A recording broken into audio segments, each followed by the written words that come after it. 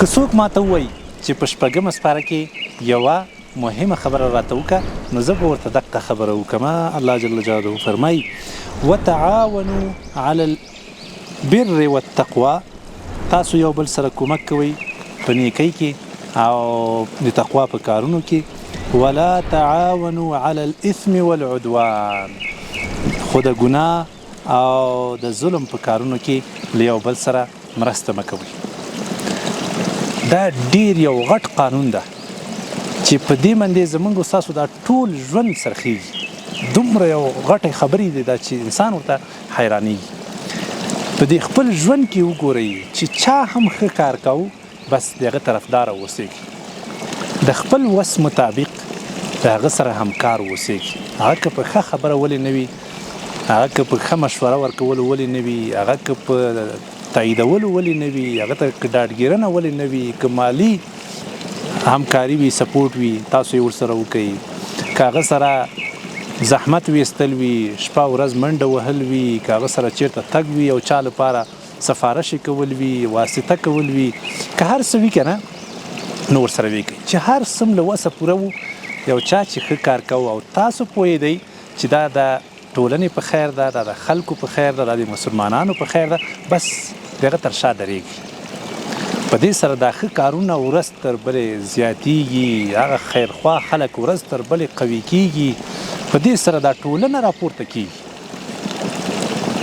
خو د دې په خلاف که چېرته چا بد کار کو، صحیح شوه، الحمدلله مسلمان ته الله جل جلاله ضمیر داسې احساس ورکړی ده چې ده ته که څوک وم نه وایي په خپله په داخل کې په دې زړه کې پوهېږي چې یاره دا سړی په کږه باندې روان ده، دا سړی چې کوم کار کوي دا کار یې صحیح کار نه ده، دا کومه لاره چې رانیولې ده دا تر ترکستانه پورې تللې ده.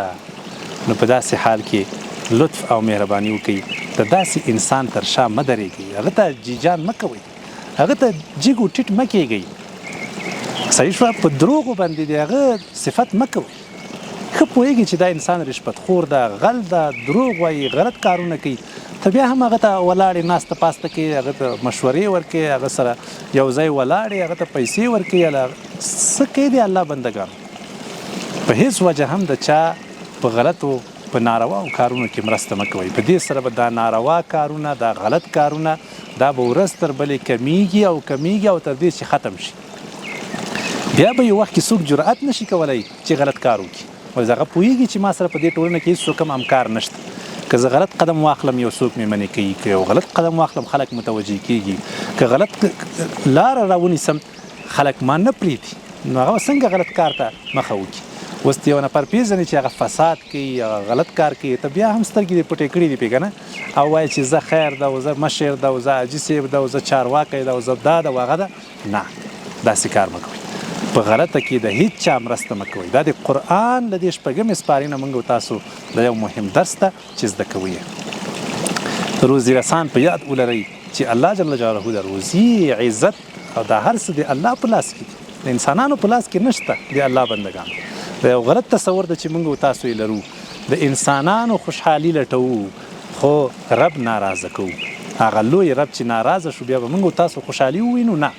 څنګه چې هغه ذلیل ده موږ تاسو به هم ذلیله کیږو، څنګه چې هغه خوار ده موږ تاسو به هم خواري کړو، څنګه چې هغه د شیطان په لاره روان ده موږ تاسو به هم ورسره ګناهګار یو. ګورئ د یو چا چې په ښه کار کې په نیکي کې موږ تاسو تایید وکړو، د هغه پشتواني وکړو، ورسره ودرېږو، الله جل جلاله به موږ تاسو ته اجر راکوي. خو د چا سره چې په غلط کار کې ودرېدی، کوم کار غلط کار چې هغه کوي عینا ته هم ورسره په ګناه کې شریک.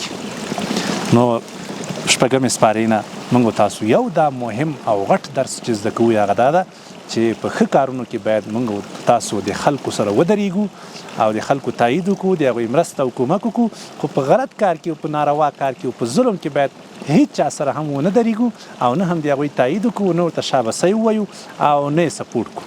په دې سره به انشاءالله ورځ تر بلې زموږ تاسو ټولنه د ښېګڼې، د خوبیو د پرمختګ په لور باندې روانېږي.